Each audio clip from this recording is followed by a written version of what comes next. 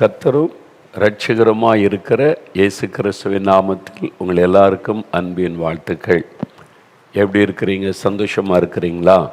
ஒரு எதிர்பார்ப்போடு இருக்கிறீங்களா? இன்றைக்கு இயேசு எனக்கு ஒரு அற்புதம் செய்வார் அப்படின்ற ஒரு எதிர்பார்ப்போட இந்த மாதிரி ஒரு அற்புதமான ஆண்டவரை நீங்கள் அறிந்து கொண்டா உங்கள் வாழ்க்கையில் எப்பவுமே சந்தோஷம், நிம்மதி, மன மகிழ்ச்சி, தினந்தோறும் அற்புதமான காரியத்தை நீங்கள் பார்க்க முடியும். சரியா?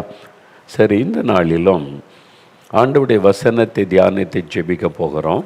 இயேசு கிறிஸ்து நம்மோடு கூட வந்து வாசம் பண்ணி நம்மை ஆசீர்வதிக்கிற ஒரு ஆண்டவர். அதுதான் அவர் சொல்லுகிறார், வாசற்படியில் நின்று கதவை நான் தட்டுகிறேன், நீங்கள் கதவை திறந்து கொடுத்தால் போதும், நீங்கள் விரும்பலைன்னா நான் வரமாட்டேன். வேண்டான்னு சொன்னால் போயிடும். இயேசு யாரையும் கட்டாயப்படுத்த மாட்டார். உன் வாழ்க்கையில் நான் வர விரும்புகிறேன், உன் வீட்டுக்குள்ளே வர விரும்புகிறேன், நீ ஏற்றுக்கொண்டா நான் வந்து உன்னை ஆசீர்வதிப்பேன். இல்லை எனக்கு வேண்டாம், எனக்கு மதம்தான் முக்கியம்னா பரவாயில்ல, ஆண்டவர் போயிடுவார். யாரையும் ஆண்டவர் பயமுறுத்தியோ கட்டாயப்படுத்தியோ யாருடைய வாழ்க்கைக்குள்ளும் இயேசு வர மாட்டார். அவர் வாசற்படியிலிருந்து கதவை தட்டுகிறேன்னு சொல்கிறார். நீங்கள் திறந்தால் நான் உன் வாழ்க்கையில் நான் வருவேன் என்பதாக. இயேசு எப்படிப்பட்டவர் என்பதை குறித்து தொடர்ச்சியாக இந்த அற்புத பெருவிழாவிலே நம்ம தியானித்து கொண்டே வருகிறோம். அவர் அன்பானவர், இரக்கமுள்ளவர், மனதுருக்கமுள்ளவர், அற்புதங்களை செய்கிறவர், மனிதர்களுக்காக பரிதபிக்கிறவர், அவர் சமாதானம் தருகிறவர், விடுதலை தருகிறவர். இப்படி அவரை குறித்து ஏராளமான காரியம் சொல்லிக்கொண்டே போகலாம். இன்றைக்கு இந்த இயேசு எப்படிப்பட்டவர் அப்படின்னு சொன்னால், நம்முடைய வீட்டின் வாசற்படியிலே வந்து நிற்கிறவர். உங்கள் பக்கத்தில் வந்து நிற்கிறார். உங்கள் வீட்டு வாசற்படியில் கதவுக்கு அந்த பக்கம் தான் நிற்கிறார். உங்களுடைய இருதய கதவுக்கு அந்த பக்கம் தான் நின்று தட்டுகிறார். மகனே, மகளே, நான் வாழ்க்கையில் வரட்டுமா என்று சொல்லி நீங்கள் கதவை திறந்து வாங்கன்னு கூப்பிட்டா உள்ளே வந்துடுவாங்க. வேண்டாம் அப்படின்னு சொன்னால் அமைதியாக போய் விடுவார். உங்ககிட்ட தான் இருக்குது. அப்போ நீங்கள் அவரை ஏற்றுக்கொண்டால் அவர் உங்கள் வீட்டுக்கு வரும்போது என்ன நடக்கும் என்பதாக வேத புஸ்தகத்தில் இயேசு சிலருடைய வீடுகளுக்கு அவரை அழைச்சிட்டு போனாங்க, கூப்பிட்டாங்க. அதனால் இயேசு அந்த வீட்டுக்கு போனார். அங்கே என்ன நடந்தது? லூக்கா 19 அதிகாரத்தில் பைபிள் ஒரு காரியம் இருக்கிறது. எரிகோ என்ற பட்டணத்துக்கு இயேசு வருகிறார். அந்த ஊரில் சகையு என்கிற மனிதர், அவர் சீஃப் டேக்ஸ் கலெக்டர், பெரிய ஆஃபீஸர், கவர்மெண்ட்டில் வரி வசூலிப்பதில் பெரிய ஆஃபீஸர், நிறைய பணம், நிறைய வசதி, செல்வாக்கான மனிதர். ஆனால் அவர் பாவம். அந்த காலத்திலே மக்களை லஞ்ச ஊழல் அந்த காலத்திலே இருந்திருக்குது. பைபிள்லேயும் பார்க்குறோம் லஞ்சம், ஊழல் எல்லாமே. அதே மாதிரி இவர் அப்படி பணம் சேர்த்ததுனால ஊர் மக்களெல்லாம் ஒரு பாவின்னு ஒதுக்கி வச்சுருந்தாங்க. நிம்மதி இல்லை, சமாதானம் இல்லை. இயேசுவை பற்றி கேள்விப்பட்டார். இந்த இயேசு எப்படிப்பட்டவர் என்பதை அறிந்து கொள்ள அவருக்கு ஒரு ஆசை. அவங்க ஊர் வழியாக, இந்த பட்டணத்தின் வழியாக இயேசு வருகிறாரே, எரிகோ, இப்பவும் இருக்கிற எரிகோ. நீங்கள் டிவிலெல்லாம் பார்த்துருப்பீங்கள்ல, இந்த வெஸ்ட் பேங்க் அப்படின்னு இந்த இஸ்ரேல் இந்த பாலஸ்தீன பிரச்சனையில் வெஸ்ட் பேங்க் அந்த எரிகோ பட்டணம்னு சொல்லுவாங்கள்ல, அதே பேரில் தான் இப்பவும் இருக்குது. இயேசு அற்புதம் செய்த அந்த இடம் இப்பவும் இருக்குது. அதே ஊரில் அதே பேரில் இந்த ஊர் இருக்குது, எரிகோ. அங்கே தான் இயேசு வந்தபோது இந்த மனிதனுக்குள்ள இயேசு சுற்றிலும் திரள் கூட்டம், ஜனங்கள்லாம் கூட்டமாக நெருக்கி நிற்கிறதுனால இவர் குள்ளமாக வேறு இருக்கிறார பார்க்க முடியல. அதனால் முன்னால் ஓடி ஒரு மரத்து மேலே ஏறி உட்காந்து அந்த வழியே தான் இயேசு வருவார் பார்க்கலான்னு சொல்லி மரத்து மேலே ஏறி உட்கார்ந்துருக்கிறார். இயேசு வருவதை பார்க்க இயேசு அந்த இடத்தில் வந்தவுடனே அவரை பார்த்து பெயர் சொல்லி கூப்பிட்றார். சகைவே, இறங்கி வா. மரத்து மேலே இருக்கிறத கண்டு அவர் ஆண்டவர் அறிந்து, அவர் பெயர் இன்னதென்று அறிந்து பெயர் சொல்லி கூப்பிட்றார், இறங்கி வா. யாரும் இயேசுக்கிட்ட சொல்லலை. இங்கே பாருங்கள், ஒரு ஆள் மரத்தில் உட்காந்துருக்கான், அவன் பேர் சகையோ, அவன் இப்படிப்பட்ட ஆள்னு யாரும் இயேசுக்கு சொல்லலை. அவர் சகலத்தையும் அறிந்தவர். அப்போ இயேசு சொல்லுகிறார், நீ இறங்கி வா, உன் வீட்டில் நான் தங்க வேண்டும், உன் வீட்டில் நான் தங்க வேண்டும் அப்படின்னு இயேசு சொல்லுகிறார். அவனுக்கு ஆச்சரியம், எங்கள் வீட்டுக்கு இயேசு வருவாரா? எங்கள் வீட்டில் அவர் தங்குவாரா எல்லாரும் என்னை பாவின்னு ஒதுக்குறாங்க, இந்த ஊரே என்னை அற்பமாக பேசுது, இவன் துன்மார்க்கன் பாவின்னு சொல்கிறாங்க. ஆனால் எங்கள் வீட்டுக்கு இந்த இயேசு வருவாரா? அவனுக்கு ஆச்சரியம், சந்தோஷமாக இயேசுவை வீட்டுக்கு கூட்டி கொண்டு போகிறான். போகிற வழியில் மக்கள் சொல்கிறாங்க, போயும் இவன் வீட்டுக்கு இயேசு போகிறான், நம்ம இயேசு கிறிஸ்து பெரிய தீர்க்கதரிசி, கடவுள் மனிதனாய் வந்திருக்கிறான்னு நினச்சோம். இவர் இந்த ஒரு பாவி வீட்டுக்கு போகிறாரு, இவன் ஏமாத்துகிறான், ஊரை ஏமாத்துகிறவன், இவன் ஏமாற்றி சொத்து சேர்த்து வச்சிருக்கிறான், இவன் வீட்டுக்காக இயேசு போகிறார் அப்படின்னு மக்கள் பேசுகிறாங்க. இயேசு ஒன்றுமே பேசலாம், அமைதியாக போகிறார். ஆனால் சகை சொல்லுகிறான், ஆண்டவரே நான் ஆஸ்திகளில் பாதி ஏழைகளுக்கு கொடுத்துட்றேன், எனக்கு நிறைய ஆஸ்தி இருக்குது, நிறைய பணம் செல்வம் சேர்த்து வச்சுருக்கிறேன், நான் பாதியை ஏழைகளுக்கு, இந்த ஊரில் இருக்கிற ஏழைகளுக்கு கொடுத்துட்றேன்.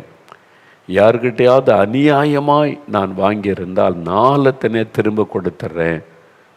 ஏசவனை பார்த்து சொன்னார், சகைவங்க வா, நீ அநியாயமாக சொத்து சேர்த்து வச்சுருக்கிற, பாதியை கொடுத்துரு, நீ அநியாயமாக வாங்கியிருக்கல, வரி வசூலின்னு அன்னை கொள்ள லாபம் அடிச்சிருக்கல, திருப்பி கொடு 4 சொன்னாரா?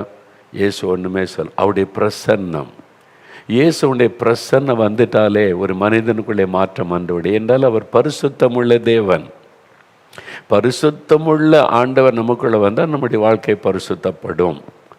அதுதான் நீங்கள் வித்தியாசத்தை புரிந்து கொள்ளணும். நீங்கள் கடவுள்னு நம்புகிறவர் பரிசுத்தம் உள்ளவரா, பரிசுத்தமாய் வாழ்ந்து காண்பித்திருக்கிறாரா, அதெல்லாம் நீங்கள் யோசிக்கணும். கடவுள் என்கிறவர் பரிசுத்தம் உள்ளவர், இதுதான் ரொம்ப முக்கியமான ஒரு காரியம். அப்போ இங்கே இயேசுடைய பரிசுத்தம் அவனுக்குள்ள ஒரு பாதிப்பை உண்டாக்கி ஒரு பெரிய மாற்றம். உடனே இயேசு சொல்லுகிறார், இன்றைக்கு இந்த வீட்டுக்கு ரட்சிப்பு வந்தது. 9 வசனத்தில் ஆண்டவர் சொல்றார், இந்த வீட்டுக்கு ரட்சிப்பு. அப்போ இயேசு ஒரு வீட்டுக்குள்ளே வந்தால் முதல்ல என்ன உண்டாகிறது? ரட்சிப்பு. ரட்சிப்புன்னா என்னென்னா பாவ மன்னிப்பு, பாவம் சாபத்திலேருந்து அந்த குடும்பத்துக்கு ஒரு விடுதலை, சமாதானம், குடும்பத்தில் சமாதான சந்தோஷம். இதான முதல்ல ஒரு வீட்டுக்கு தேவை. பணம் இருக்குது, வீடு இருக்குது, ரூமுக்கு ரூமு, டிவி இருக்குது, ஃப்ரிட்ஜ் இருக்குது, எல்லா வசதியும் இருக்குது, சமாதானம் இல்லை, நிம்மதி இல்லை, எப்போவுமே சண்டை, பிரச்சனை, குழப்பம். அந்த வீடு எப்படி ஆசீர்வாதமான வீடாக இருக்க முடியுமா? இல்லைல்ல. அந்த வீட்டுக்குள்ளே ஒரு பரிசுத்தம் வந்துட்டால் சமாதானம் வரும். அதுக்கு தான் ரட்சிப்பு, பாவ மன்னிப்பாகிய ரட்சிப்பு. அப்போ பாவத்தை உணர்ந்த மனம் திரும்பும் பொழுது தான் அந்த ரட்சிப்பு உண்டாகும். பார்த்தீங்களா? இந்த சகோதரி சாட்சிகள் சொல்லும் போது கூட சொன்னாங்கல்ல, ஏசு எனக்கு சுகமாக்கிட்டாரு, அதோடு நிறுத்தலை, சுகமாயிட்டு போகிற அவ்வளோதான். இல்லை நீ கெட்ட வார்த்தை பேசக்கூடாது, பிள்ளைகளை திட்டக்கூடாது, மாமியார்கிட்ட சண்டை போடக்கூடாது, அடுத்தவங்க பொருள் எடுக்கக்கூடாது, இப்படிலாம் சொல்லுகிற ஒரு கடவுளை நீங்கள் பார்த்துருக்கீங்களா? நீங்களே யோசிங்க. இது அவரை பற்றி எழுதப்பட்ட புஸ்தகம், இதில் இருக்கிறாரு. சிலர் எல்லா மதத்திலும் அப்படி தான் சொல்லியிருக்கு, இப்படி தான் எங்கே சொல்லியிருக்குன்னு காமிங்க, புக் எடுத்து காமிக்க சொல்லுங்கள், நான் காமிக்கிறேன். இங்கே இருக்குது அவருடைய வார்த்தை, நீ பரிசுத்தமாக இருக்கணும் என்னை போல சொல்லியிருக்குது. இங்கே மனம் திரும்புதல் இருக்குது. சும்மா எல்லா மதமும் அதை தான் சொல்லுது, எல்லா மதமும் இதைத்தான் சொல்லு, பொதுவாக பேசுவாங்க. எங்கே சொல்லுது? எந்த புஸ்தகத்தை எந்த கடவுள் சொல்லியிருக்கிறார் எடுத்து சொல்லுங்கள், சொல்ல மாட்டாங்க. எல்லா மதமும் அன்பை பற்றி தான் சொல்லுது. உன்னிடத்தில் அன்பு கூறுவதை போல பிறனிடத்தில் அன்பு கூறுங்கள்னு இயேசு தான் சொன்னார். இல்லை வசனம் இருக்குது, நான் எடுத்து காமிக்கிறேன். எல்லா கடவுளாக தான், எந்த கடவுள் சொன்னார், எங்கே சொல்லியிருக்கிறாரு, எங்கே எழுதியிருக்கு காமிங்கன்னா காமிக்க மாட்டாங்க.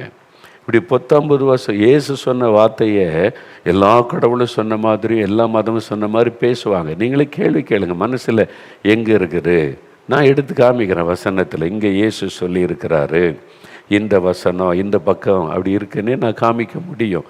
நீங்கள் எல்லாத்தையும் யோசிக்கணும். அப்போ பொய்யானதை நம்பி ஏமாந்து போயிடக்கூடாது. அப்போது இந்த ஆண்டவர் இயேசு நம்முடைய வீட்டுக்குள்ளே வரும்போது உண்டாகிற மாற்றத்தை நீங்கள் பாருங்கள். சமீபத்தில் ஒரு புக்கில் ஒரு சாட்சியை நான் வாசித்து கொண்டிருந்தேன். அதில் ஒரு சகோதரி அவங்களுடைய சாட்சி அந்த புஸ்தகத்தில் எழுதியிருந்தார். என்ன சாட்சி அப்படின்னா, 8 வருஷம் அந்த சகோதரி செல்ஃபோன் தான் அவங்களுடைய வாழ்க்கையே. காலேஜில் படிக்கிற காலத்துலேருந்து செல்ஃபோன், அந்த செல்ஃபோனை பேசி எப்பவும் கூடவே இருக்கும். அதுதான் அப்போ வந்து 2000 ரூபாய்க்கு வீட்டில் அப்பா அம்மா தானே, ஏழை குடும்பத்தில் 2000 ரூபாய்க்கு தான் செல்ஃபோன் வாங்கி தருவாங்க. அப்புறம் திருமணம் ஆச்சுதா, கணவருடைய தயவுனால ஒரு செல்ஃபோன் 5000 ரூபாய்க்கு வாங்கி கொடுத்துட்டார். அப்போ அதில் ஸ்க்ரீன்லாம் இருக்குது, எல்லாம் பார்க்கலாம், வீடியோ எல்லாம். அந்த மாதிரி செல்ஃபோன். ஒரு நாளைக்கு 20 மணி நேரம் செல்ஃபோனில், 20 மணி நேரம். மீதி 4 மணி நேரம் தான் தூங்குறது போல். காலையில் பார்க்க ஆரம்பித்தா ராத்திரி தூங்கும் வரைக்கும் செல்ஃபோன் தான். அவன் என்ன சொல்லியிருக்கிறாங்கன்னா, அதில் அடிமையாகி பிள்ளைகளை கவனிக்கிறது இல்லை. பிள்ளைகள் ஸ்கூல் முடிச்சுட்டு அம்மானு பேச வந்தால் இதை பார்த்து போ, தூரம் போ, பிள்ளைகளை திட்டி அனுப்பிடுறது. பிள்ளைகள் பக்கத்தில் வராது, பிள்ளைகளோட பேசுகிறதில்ல, விளையாடுறதில்லை. கணவர் வந்தால் சாப்பாடு என்ன டேபிளில் வச்சுருக்கேன் சாப்பிட்டுக்கிடுங்க, செல்ஃபோன். அப்புறம் சமையல் பண்ணும்போது செல்ஃபோனை பார்த்துக்கிட்டு தான் சமையல். அந்த சீரியல் பார்த்து பார்த்து பார்த்து கணவர் சொல்லி பார்த்தாரு, சண்டை போட்டு பார்த்தாரு, இவளை கல்யாணம் பண்ணதே வேஸ்ட்டுன்ற நிலைமைக்கு வந்துட்டார். ஆனால் 2 பிள்ளைகள் இருக்குது. இந்த மாதிரி நம்ம குடும்ப சமாதானமே பாதிக்கப்படும். அதனால் சண்டை, குடும்பத்தில் சந்தோஷம் இல்லை, ஒரு பாவம் உள்ளே நுழைந்து இருப்பாருங்க. நம்ம நினைக்கிறோம் குடிக்கிறது, வெறிக்கிற, விபச்சாரம் தான் பாவம்னு நினைக்கிறோம். நீங்கள் எதற்கு அடிமைப்படுறீங்களோ அந்த அடிமைத்தனமே ஒரு பாவம். அது செல்ஃபோன் அடிமைத்தனமாக இருக்கலாம், சீரியல் அடிமைத்தனமாக இருக்கலாம், சினிமா அடிமைத்தனமாக இருக்கலாம். அது பார்க்காம இருக்க முடியல, இது இல்லாமல் இருக்க முடியல. அது கொஞ்சம் கொஞ்சமாக அவங்கள வசப்படுத்தி அதுக்கு பின்னால் ஒரு அடிமைப்படுத்துகிற ஆவிக்கிரியை செய்யும். அது வந்து குடும்ப சமாதானத்தை கெடுத்திருப்போம். கணவன் மனைவிக்குள்ள உறவு சரியில்லை. ஏன்னா கணவன் சொன்னாங்க கேட்க மாட்டாங்க, கண்டுக்கவே மாட்டாங்க. அவர் திட்டினாலும் இவங்களுக்கு சீரியல் தான் முக்கியம், திட்டிட்டு போயா அப்படின்ட்டு. அதனால் கணவன் மனைவியோட பேச்சு கிடையாது, ஒரு சரியான ஒரு சந்தோஷமான ஒரு ஐக்கியம் கிடையாது. பிள்ளைகிட்ட எரிஞ்செறிஞ்சு விழுந்து பிள்ளைகளை அன்பு காட்டுவதில்லை, பிள்ளைகளும் துக்கம் அடைஞ்சிட்டாங்க. ஆனால் இந்த மாதிரி 8 வருஷம் அந்த குடும்பம் எப்படி இருந்து யோசித்து பாருங்கள். இந்த மாதிரி பிரச்சனையில் இருந்தபோது வீட்டுகள் எப்பவுமே சண்டையா. இதில் வேறு அந்த செல்ஃபோன் வந்து ஹேங்கப் ஆகிட்டு, நல்ல செல்ஃபோன் வாங்கணும்னு 22,000 ரூபாய்க்கு செல்ஃபோன் வாங்கியிருக்காங்க. 22,000 ரூபாய்க்கு. கணவருக்கு அப்படியே அதிர்ந்துட்டு, அவருக்கு டெய்லி சம்பளமே 700 ரூபா. அப்போ மாதம் 21,000 தான் கணவனுக்கு சம்பளம். சாதாரண ஒரு வேலை பார்க்குறாரு. அப்போ 1 மாத சம்பளம், கணவனுடைய 1 மாத சம்பளத்துக்கு செல்ஃபோன் வாங்கியிருக்கிறாங்க. யாருக்கிட்ட யாருக்கு சொன்னாலும் கேட்கறது இல்லை. அதனால் வீட்டுக்குள்ளே எப்படி நிம்மதி இருக்கும் யோசித்து பாருங்கள். சமாதானம் இல்லை, சந்தோஷம் இல்லை, அப்படி ஒரு எண்ணம் இருக்குது. அவங்க கிறிஸ்தவங்க தான், அந்த ஆண்டவரை தேடுறதில்லை, பைபிள் வாசிக்கிறதில்லை, ஜெபிக்கிறதில்லை. அதே இருந்தது. குடும்பமே சமாதானத்தை இழந்து போச்சு. தான் அவங்க மாமியார் வந்து இவளை எப்படி மாற்றுறதுன்னு சொல்லி, நம்ம சொன்னால் கேட்க மாட்டான்னு சொல்லி, செல்ஃபோன்லேயே ஒரு ப்ரோக்ராம் வருது பாரு அப்படின்னு சொல்லி இந்த ஜெபிக்கலாம் நிகழ்ச்சியை மாமியார் சொன்னாங்க. செல்ஃபோன்லேயே பாரு, அந்த மாதிரி ஒரு நிகழ்ச்சி வருது, நீ பாருன்னொன்னு.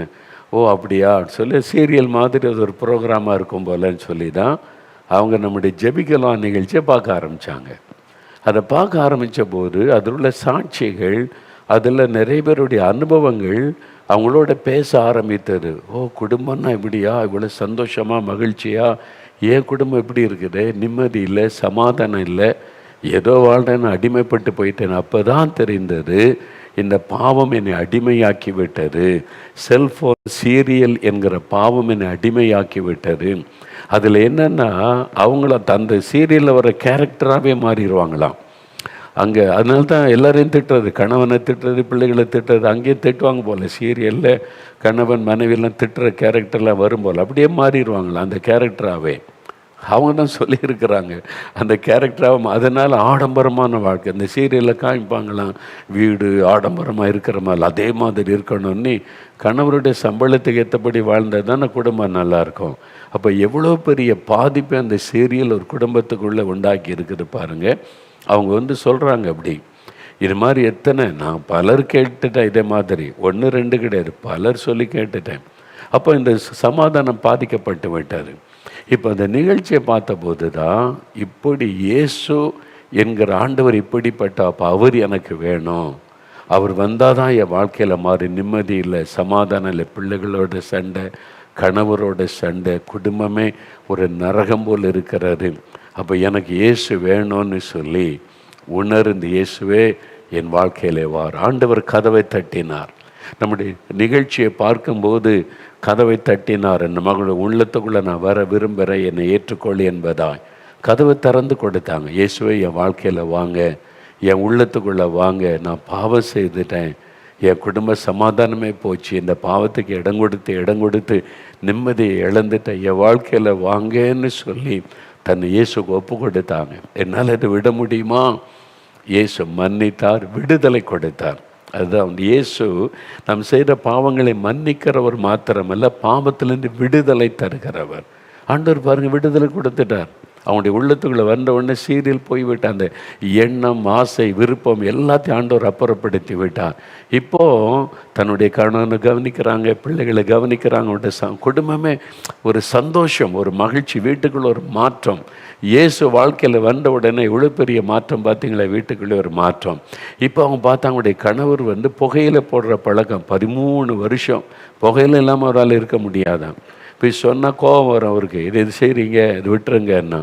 அப்போ இவங்க நம்முடைய நிகழ்ச்சியை பார்த்தாங்களா, அப்போ சாட்சி பார்த்தாங்க. மனைவிமார் கணவருக்காக ஜெபித்து மதுபான பழக்கத்துக்கு அடிமையாக இருந்த அநேக ஆண்கள் ரட்சிக்கப்பட்டதை பார்த்தாங்க. அப்போ மனைவிமார் ஜெபிச்சா கணவருடைய உள்ளத்தில் மாற்றம் வரும். இவங்க ஜெபிக்க ஆரம்பிச்சு, என் கணவருக்கு விடுதலை கொடுங்க, எனக்கு விடுதலை கொடுத்தீங்களே, என் கணவருக்கு விடுதலை கொடுங்கன்னு ஜெபிச்சாங்க. அவருக்கு அந்த பாவத்திலேருந்து விடுதலை. இப்போ குடும்பமே ரட்சிக்கப்பட்டு சந்தோஷம்.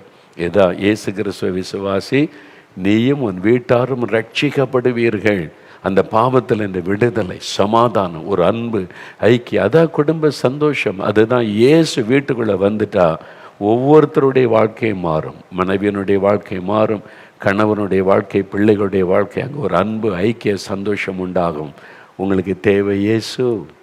இயேசு என்கிற அற்புதமான ஆண்டவர் அவர் பக்கத்தில் நிற்கிறார். அவர் வீட்டில் நிம்மதி இல்லையா, சமாதானம் இல்லையா, ஒரே போராட்டம், சண்டைகள், பாவ பிரச்சனையா? இயேசு சொல்லுகிறார், நான் வர்றவன் வீட்டுக்கு, நான் கதவை தட்டி கொண்டு இருக்கிறேன், நீ சொல்லி கூப்பிட்டா அவன் வீட்டுக்குள்ளே வருவேன். நீங்கள் கூப்பிடுங்க, இயேசுவே என் வாழ்க்கையில் நீங்கள் வேணும், இப்படிப்பட்ட ஒரு ஆண்டவரை நான் இதுவரை அறியலையே, எனக்கு என் வீட்டுக்கு வாங்க, என் வாழ்க்கைக்குள்ளே வாங்க, நாம் ஏற்றுக்கொள்கிறேன் அப்படின்னு சொல்லுங்கள். அவர் உங்களுடைய வாழ்க்கையில் வந்துடுவார். வந்த உடனே சமாதானம், ஒரு பெரிய நிம்மதி, மகிழ்ச்சி, ரட்சிப்பு. ரெண்டாவது, இயேசு ஒரு வீட்டுக்குள்ளே வந்தால் என்ன நடக்கும் தெரியுமா? வேத புஸ்தகத்தில் மத்தேயு எழுதின சுவிசேஷம் 8ஆம் அதிகாரம் 14-15 வசனத்தில் ஒன்று சொல்லியிருக்கு. 12வது பக்கம் புதிய ஏற்பாட்டில் இயேசு பேதுருவின் வீட்டிலே வந்து, பார்த்தீங்களா, இயேசு பேதுருவின் வீட்டிலே வந்து அவன் மாமி ஜுரமாய் கிடக்கிறதை கண்டார். பேதுருடைய மாமியார், தன் மனைவியினுடைய தாயார். அந்த ஜுரம் என்பது சாதாரண ஜுரம் கிடையாது. அந்த காலத்தில் வரக்கூடிய மரணத்தை பிறப்பிக்கிற ஒரு ஜுரம். ஒரு மரண கட்டில் படுக்கையில் அவனுடைய மாமியார் இருக்கிறாங்க. ஒரு கொடிய விஷக்காய்ச்சல் தாக்கி இருக்கிறதுன்னு சொல்லி இயேசு அவள் கையை தொட்ட உடனே ஜுரம் அவளை விட்டு நீங்கிட்டு. இயேசுடைய ஒரே ஒரு தொடுதல், அவ்வளோதான்.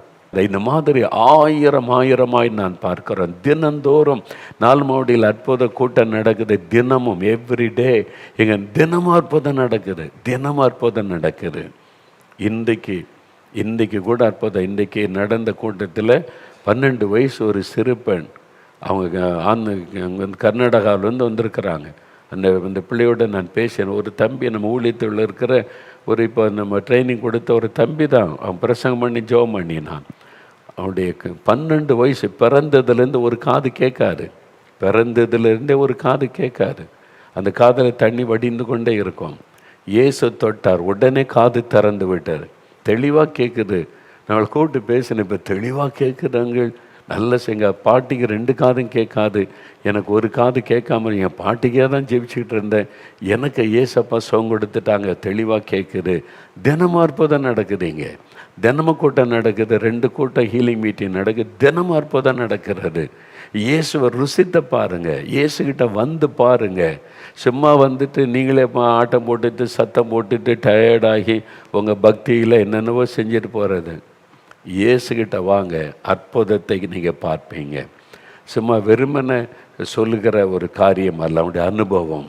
பாருங்கள், இயேசு அற்புதம் செய்தார். இயேசு அந்த வீட்டுக்குள்ளே வந்தால் தொட்டார், ஜுரம் அவங்கள விட்டு நீங்கிட்டு. ஆனால் இயேசுக்கு இடம் கொடுக்கணும். என் வாழ்க்கையில் நீங்கள் வாங்க, என் உள்ளத்தில் வாங்கன்னு இடம் கொடுத்தா இந்த அற்புதத்தை செய்வார். நான் வெளிநாடு ஒன்றுக்கு ஊழியத்துக்கு போயிருந்தேன். அங்கே ஒரு சகோதரனை சந்தித்தேன். அவர் நம்ம தமிழ்நாட்டை சார்ந்த சகோதரர் தான்.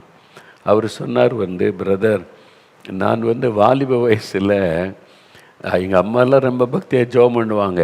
எனக்கு அந்த பக்தி இயேசு மேலே அவ்வளோ பக்தி இதெல்லாம் கிடையாது. சும்மா பேருக்கு இருப்பேன், கிறிஸ்தவன், அவ்வளோதான். ஆனால் சினிமா துறையில் இருக்கிற இந்த மியூசிக்கெல்லாம் வாசிப்பால பின்னணி இசை பாட்டு, பின்னணி பாடகர்கள், பிரபலமான பாடகர்கள், பிரபலமான பின்னணி இசை நடத்துகிறவங்க, அவங்களெல்லாம் இவருக்கு பழக்கம் ஏற்பட்டு சினிமா துறையில் உள்ளாங்க. சினிமா துறையினால மக்கள் கிரேசி தானே, அப்படி வந்துடுவாங்கல்ல. இவர் பெருமைக்கு தங்களுடைய பட்டணத்தில் அவங்களெல்லாம் கூட்டிகிட்டு வருவார். பிரபலமான பின்னிசை அந்த இசையமைப்பாளர்கள், பின்னணி பாடுறவங்களெல்லாம் கூட்டிகிட்டு அவங்க கச்சேரி வைப்பார். பெரும் கூட்டம் வரும். அதனால் இவர் தானே நடத்துகிற அவங்க பெரிய பெருமை. எல்லாம் பேச, உனக்கு அவரை தெரியுமா, இவரை தெரியுமா, சினிமாவில் இந்த இவரை இசையமைப்பாளர் தெரியுது, பாடுறவங்கள தெரியுது. அது இவருக்கு ரொம்ப பெருமை. இதுதான் வாழ்க்கை, இதான் சந்தோஷம்னு நினச்சிக்கிட்டு இருந்தார். அதை தினமும் நடத்த முடியும்? என்றைக்கோ ஒரு நாள், வருஷத்துக்கு 4-5 முறை நடத்தலாம், அவ்வளோதானே. அந்த பெருமையில் இருந்தார். ஆனால் ஒரு சமயம் ஒரு கொடிய வியாதி அவரை தாக்கினார். கழுத்தில் ஒரு பெரிய கட்டி வந்தது. அது ஆஸ்பத்திரிலாம் காமிச்சோம். சீரியஸ் ஆகி படுத்த படுக்கையில் ஆயிட்டார். சுகமாக்க முடியாத நிலைமை, பேசக்கூட பலனற்ற நிலைமை, கழுத்தில் கட்டி மரண படுக்கையில் ஆயிட்டார். அவங்க அம்மா கண்ணீரோடு ஜெபம் பண்ணுவாங்க ஆண்டவரிடத்தில். படுக்க பக்கத்தில் முழங்கால் போட்டு ஜெபிப்பாங்க.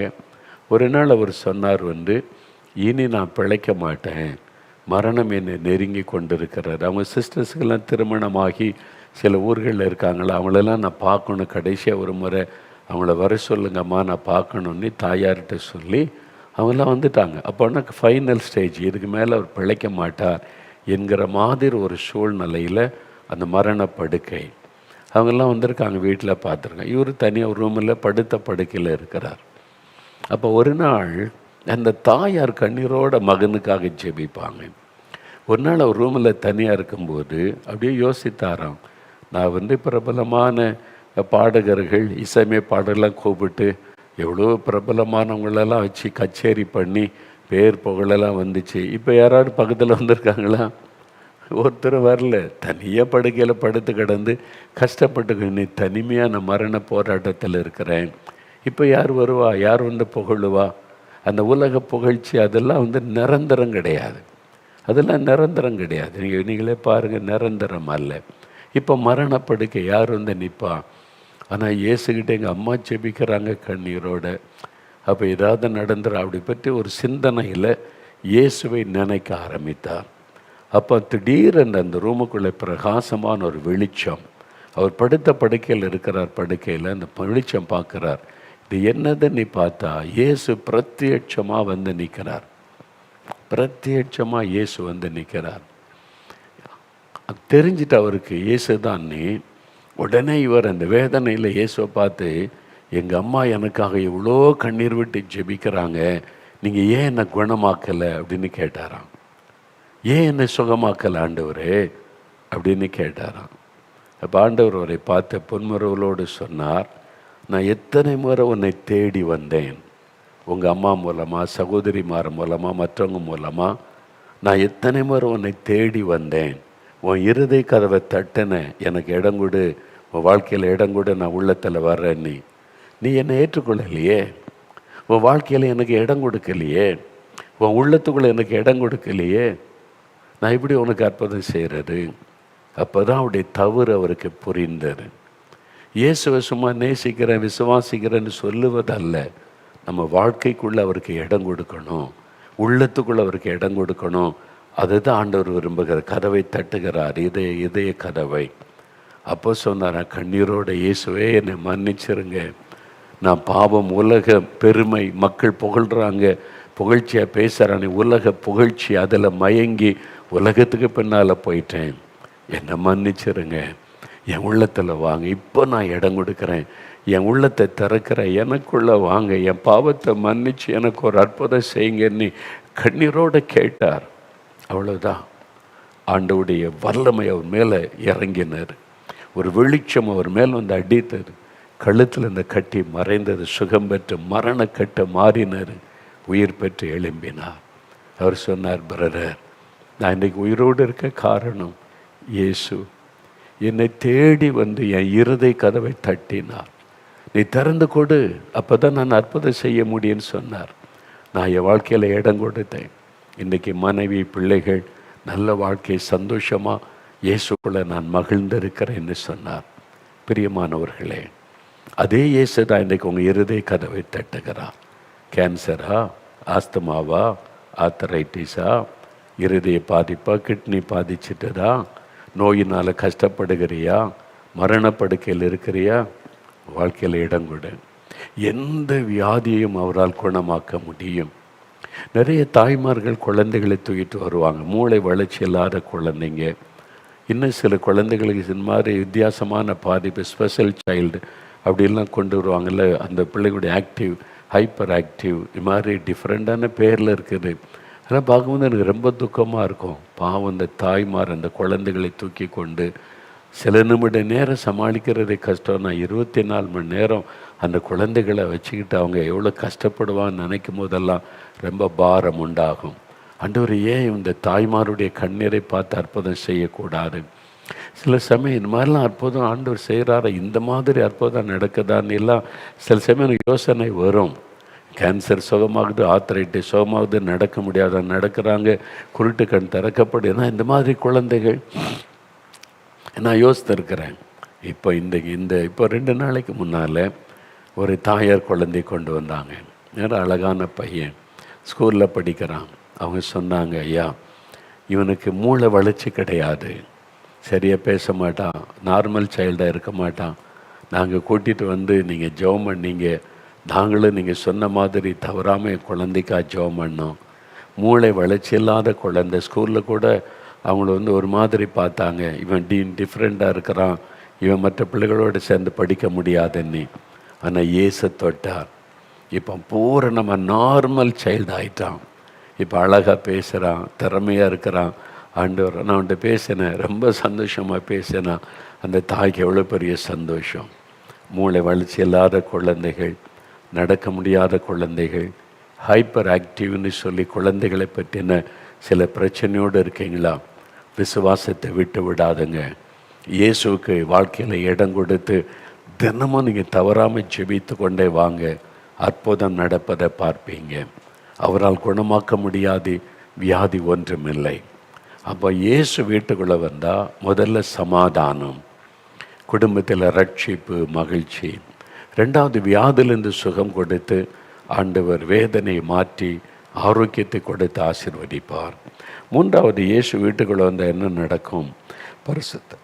பரிசுத்த மார்க் எழுதின சுவிசேஷம் நீங்கள் 5ஆம் அதிகாரத்தில் கடைசி 38ஆம் வசனத்திலிருந்து நீங்கள் வாசிக்கும்போது, இயேசு ஜெபாலய தலைவனாகிய யவீருவின் வீட்டுக்குள்ளே வருகிறார். இங்கே ஒரு வீட்டுக்கு வருகிறார். ஏன் அந்த வீட்டுக்கு வந்தார் அப்படின்னு பார்த்தா, அவங்க வீட்டில் இந்த யவீரு என்கிற ஜெபாலய தலைவன், ஒரு ஊழியக்காரருடைய மகள், 12 வயசு, மரணப்படுக்கையில் ஆகிட. ஏதோ ஒரு வியாதி, மரணப்படுக்கை. அவர் இத்தனை டாக்டர், ஒரே பிள்ளை இல்லை, அப்போ இத்தனை வைத்தியரை கொண்டு வந்து கவனிச்சிருப்பார், பணம் செலவு பண்ணியிருப்பார், எல்லாம் கைவிட்டுட்டாங்க. மரண போராட்டம், எனி டைமில் மரணம் சம்பவிக்கலாம். அப்போ தான் இயேசு எங்கள் வீட்டுக்கு வந்துட்டால் சரியாயிரும், இயேசு அற்புதமானவர், அவர் என் வீட்டுக்கு வந்துட்டா இதெல்லாம் மாறிடும் அப்படின்னு சொல்லி இயேசுவை தேடி போகிறார். அப்போ சொல்கிறாங்க, இயேசு இங்கே வந்திருக்கிறான்னு சொன்ன உடனே போய் இயேசுக்கிட்ட போய் சொல்கிறாரு, என்னுடைய மகள் மரண அவஸ்தைப்பட்டு கொண்டு இருக்கிறாள், என் வீட்டுக்கு வாங்க, நீங்கள் வந்து என் பிள்ளையை தொட்டுட்டா போதும், எல்லாம் சரியாயிரும். நீங்கள் கூப்பிட்டா உங்கள் வீட்டுக்கு இயேசு வருவார். நீங்கள் கூப்பிடுங்க, என் வீட்டுக்கு வாங்க, என் வீட்டுக்குள்ளே வாங்க, என் வாழ்க்கையில் வாங்க. இயேசு அங்கே வந்தார். வந்த உடனே முதல்ல சொல்ல, அழாதுங்க. எல்லோரும் அழுகிறாங்க, சொந்தங்கள் பந்தங்கள், அழாதுங்க அப்படின்னு முதல்ல சொல்ல, கண்ணீரை துடைத்து கொள்ளுங்க அப்படின்னு முதல்ல இயேசு சொல்ல பார்த்து பரிகாசம் பண்ணாங்க. பிள்ளை நித்திரையாக இருக்கிறா, அதெல்லாம் எழுப்பிடுவான்னு சொல்லி பிள்ளை மறித்து போச்சு. போகிறதுக்குள்ளே, இயேசு போகிறதுக்குள்ளே குழந்தை மறித்து விட்டார். மரண வீட்டில் எல்லாரும் அழுது கொண்டு இருக்கிறாங்க. ஏன் சொல்றார், அழாதங்க, நான் வந்துட்டேன்ல. அவர் மரணத்தை ஜெயித்தவர், மரித்தவளை உயிரோடு எழுப்ப வல்லமை உள்ளவர். எவ்வீரு அவனுடைய மனைவி 3 சீஷிகளை மட்டும் அழைச்சிட்டு போனார் ரூமுக்குள்ளே.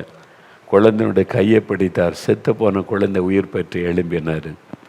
அந்த குழந்தையை ஆண்டவர் பெற்றோரிடத்தில் ஒப்படைத்தார். எப்படி அவனுடைய துக்கம் சந்தோஷமாக மாறிவிட்டது, ஆனந்த கண்ணீராய் அவனுடைய கண்ணீர் மாறிவிட்டது. இன்றைக்கி உங்களுடைய வாழ்க்கையில் என்ன கஷ்டம்? குடும்பத்துக்குள்ள கடன் பிரச்சனையா, வேலை இல்லாத பிரச்சனையா, பண பிரச்சனையா, பிள்ளைகளுடைய திருமண பிரச்சனையா, அல்லது பிள்ளைகளுடைய வேலை இல்லாத பிரச்சனையா, பிஸ்னஸில் பிரச்சனையா, என்ன பிரச்சனை?